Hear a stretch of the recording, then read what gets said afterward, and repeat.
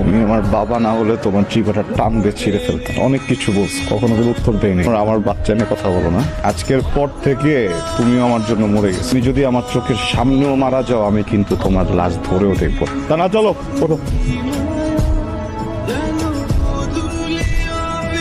আমি তোমাকে কষ্ট ছাড়া কিছু দিতে পারবো, পারলে আমাকে মাফ করে দিও। তুমি আমার কোনো কষ্টই দাও না।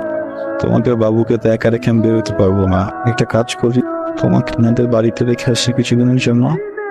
আমি বাড়িতে গেলে তুমিও যাও আমার সাথে। দেখো, বাবু যখন পৃথিবীতে আসবে তখন কতগুলো টাকা লাগবে না, আমাকে এখান থেকে কাজ করতে হবে না?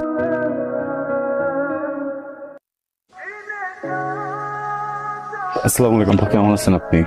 আপনি এখন আমার উপর রাগ করে আছেন। কি করবো বলেন, প্রথমবার বাবা হইলাম তো সবকিছু গোছাইতে একটু সময় লেগে গেল। তুমি এখান থেকে চলে যাও। বুঝলাম না বাবা।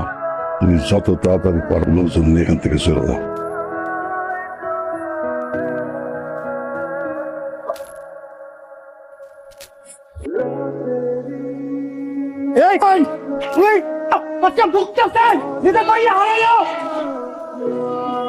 এই বেটা, আল্লাহর বিচার আছে জমি। আল্লাহ তোর মেয়ের রয়ে গেছে গা। কেউ রাস্তা না গা একবার হাত দিবি না, তাহলে আমি ভুলে যাবো তোর আমার ভাই ছিলি। টানা কই আব্বা? টানা কই? কথা বলতে চলে গেল জানা কই?